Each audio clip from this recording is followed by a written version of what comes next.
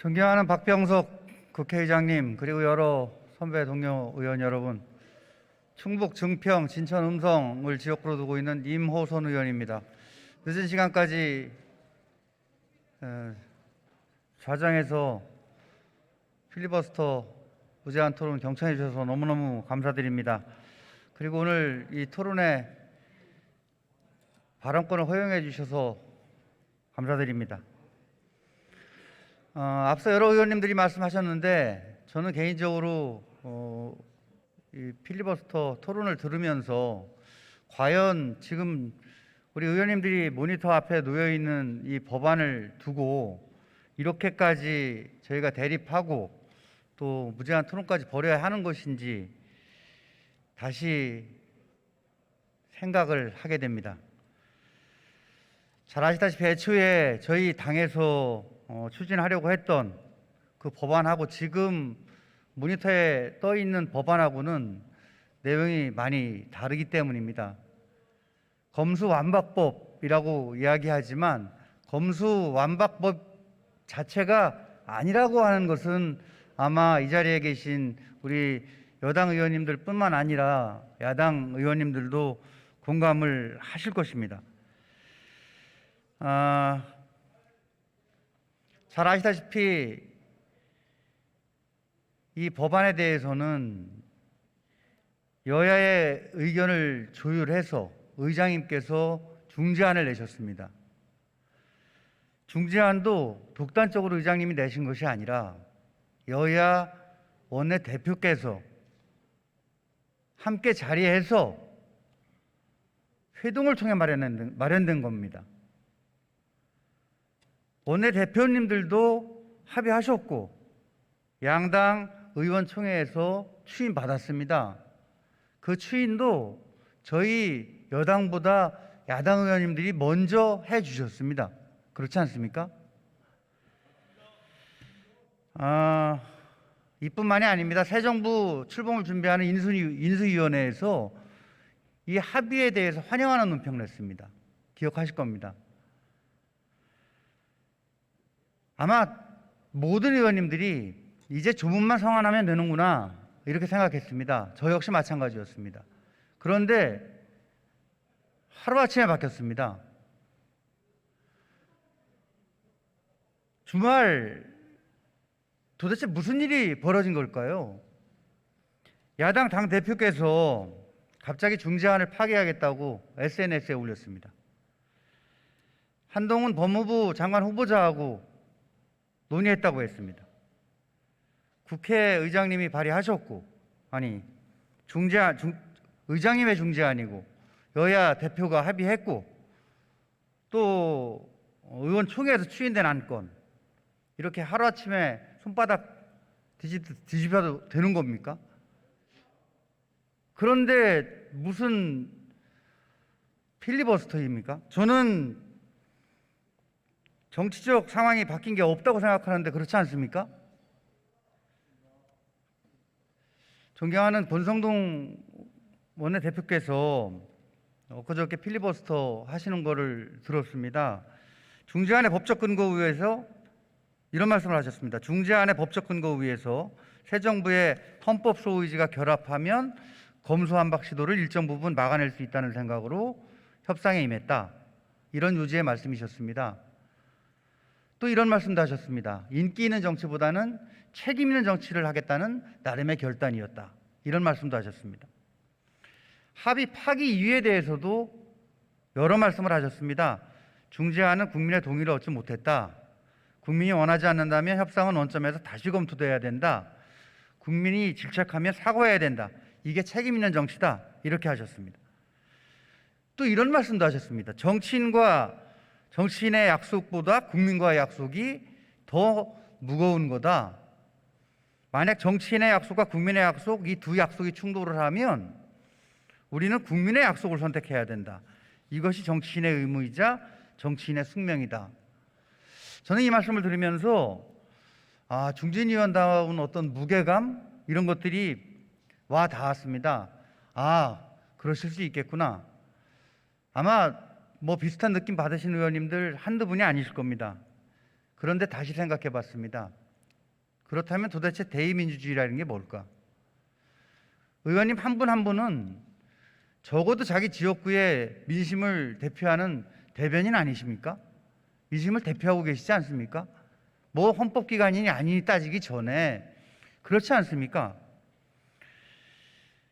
헌법기관의 수장이신 우리 의장님께서 내신 중재안, 여야가 합의하고 또 총회에서 추인까지 된 이게 국민과의 약속이 아니라면 도대체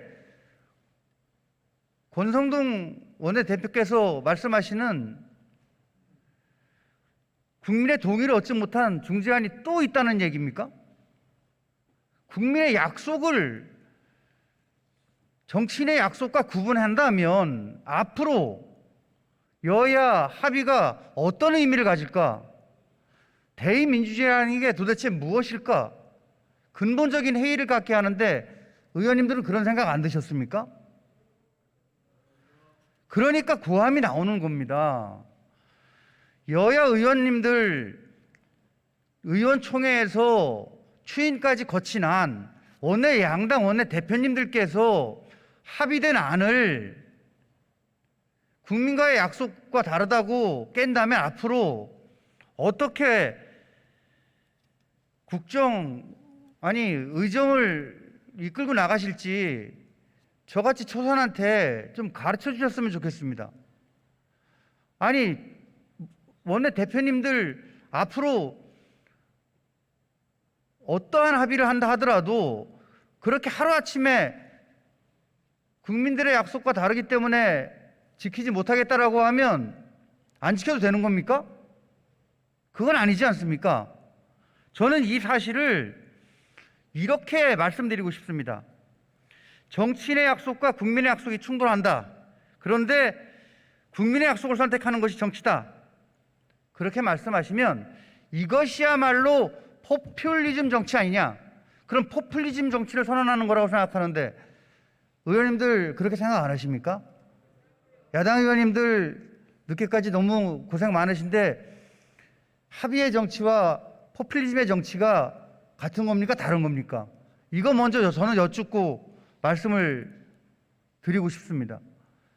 그러면 이제부터는 포퓰리즘 정치 하겠다는 선언에 다름 아니다. 저는 이렇게 받아들이는데 제가 잘못 이해하는 겁니까?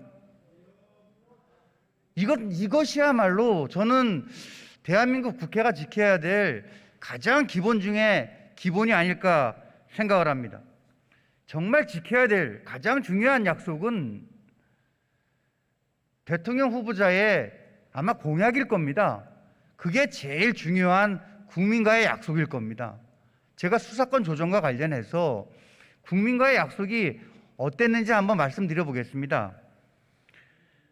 검찰과 경찰을 서로 감시하고 견제하는 관계로 재정립해서 국민들이 바라는 안정적인 치안 시스템 마련, 검찰의 직접 수사 기능을 축소, 현장 수사에 필요한 사건을 포함해 상당 부분의 수사는 검찰의 직접 수사를 원칙적으로 배제, 수사와 기소의 분리를 목표로 하되 우선은 경찰 수사의 독립성을 인정하는 방식의 수사권 분점을 통한 합리적 배분을 추진.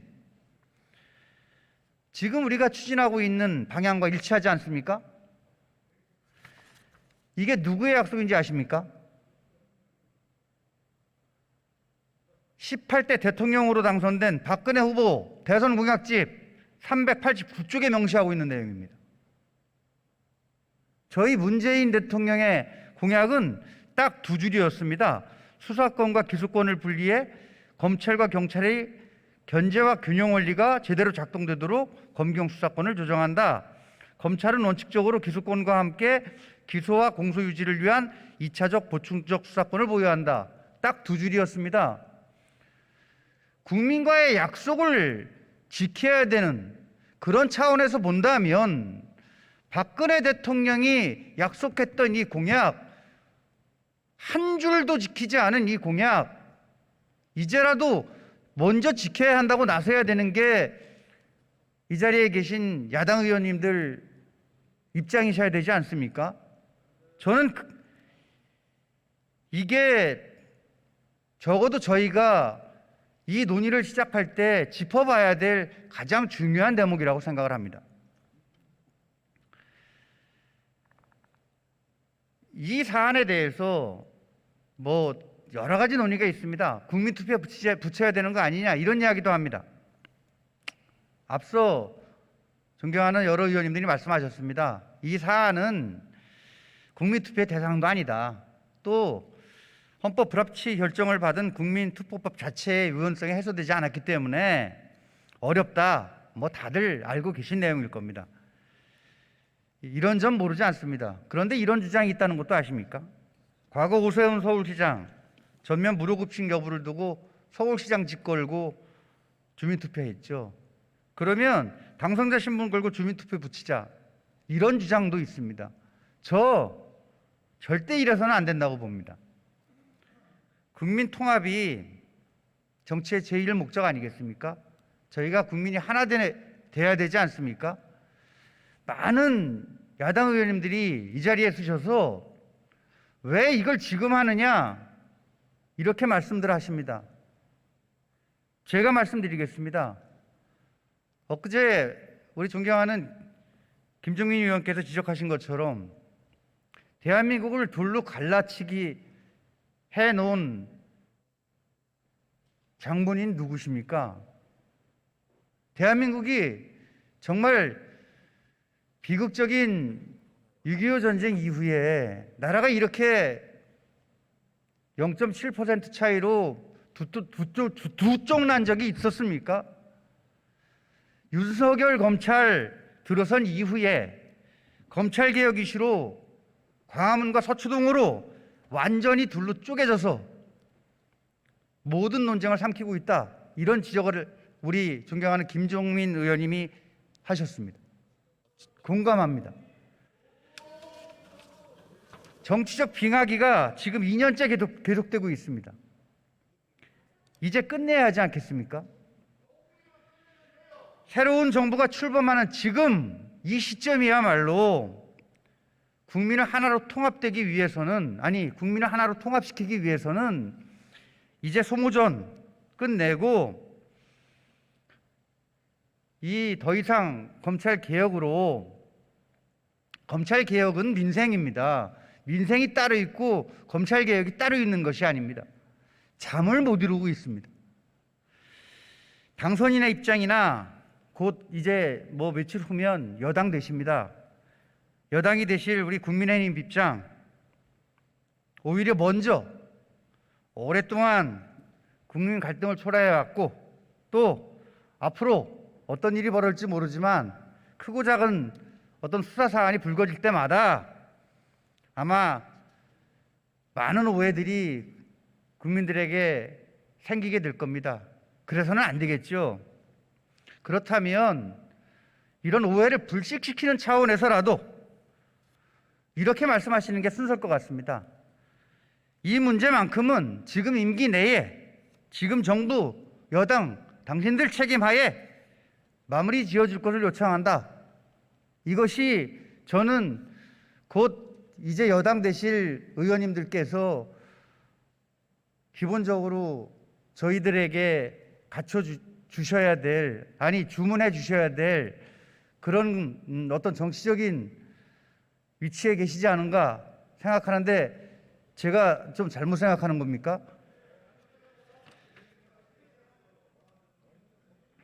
뭐 여러 가지 드릴 말씀이 있습니다. 근데 국민을 통합하는 차원에서라면 이제라도 이렇게 여기 사이로 서로 이렇게 전혀 다른 문구로 어떤 뭐 집회 시위하는 것처럼 연출할 것이 아니고 우리 더불어민주당의 책임하에 그간 약속 완수하고 나가라. 그래서 국민을 하나로 통합시켜 놓고 나가라.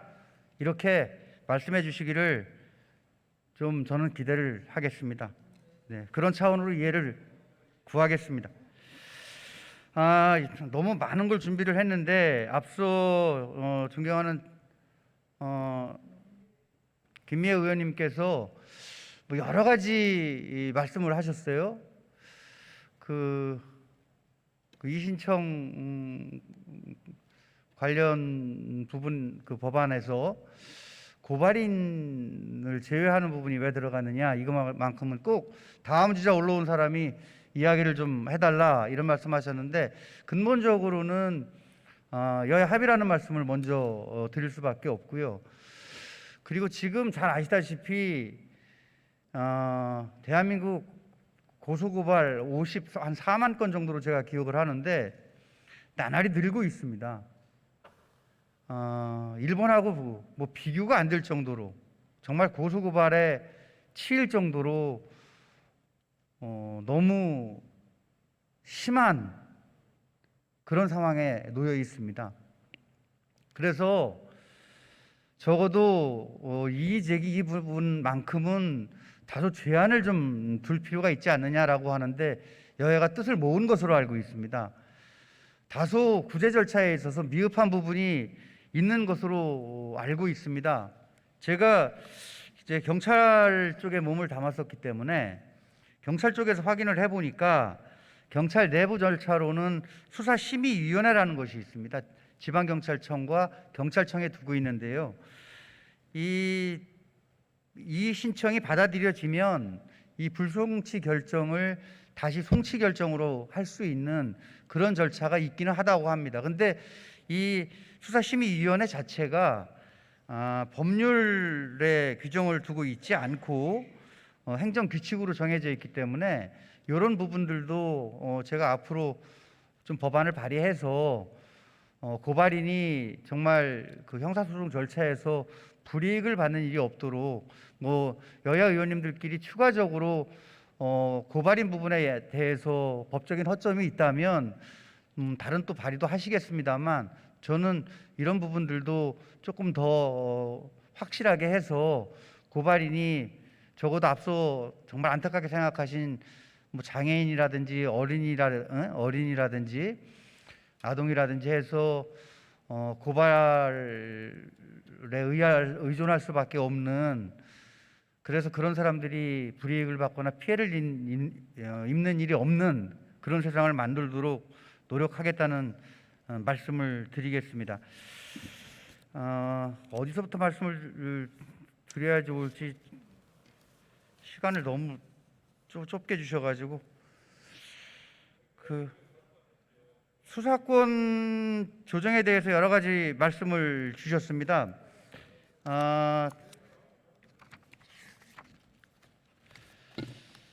지금 정부 출범 이후에 경찰과 검찰이 상호 협력과 견제를 하는 차원에서 1차 수사권 조정이 이루어졌습니다. 앞서 존경하는 김미애 의원님께서 많은 불비하다는 지적을 주셨습니다. 제가 사실은 28일 날 이런 부분들에 대한 보완 방안을 위한 토론회를 준비를 했었습니다. 근데 지금 이런 국회 사정 때문에 연기를 해놓은 상태입니다.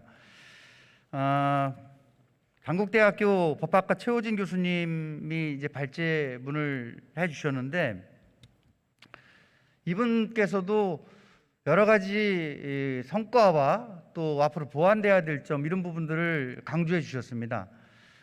보완하겠습니다.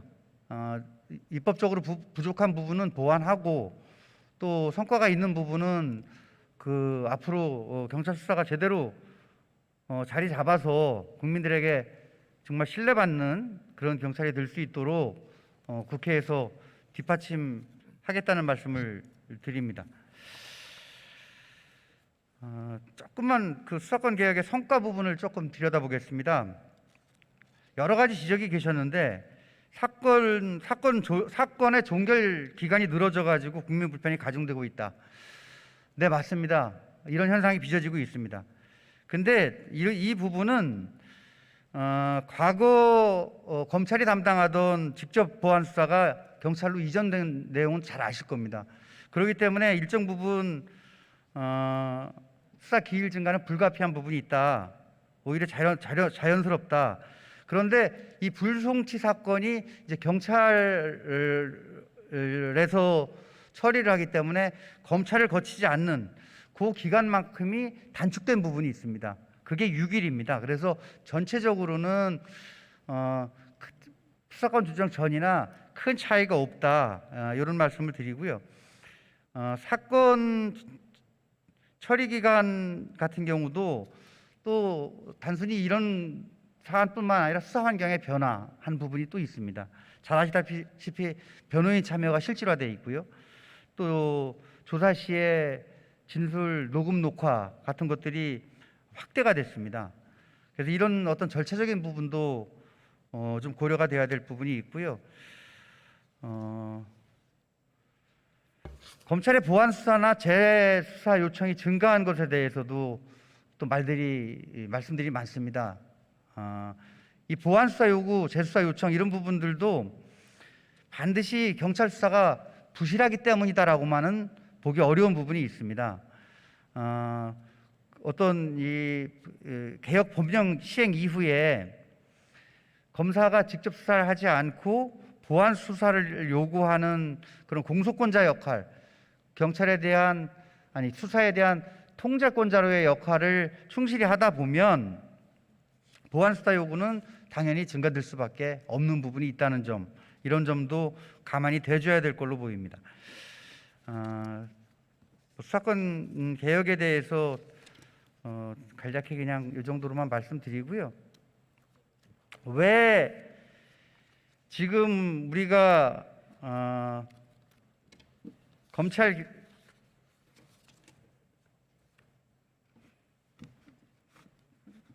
정상화 논의를 해야 되는가 하는 부분에 대한 의미를 좀 말씀드리고자 합니다.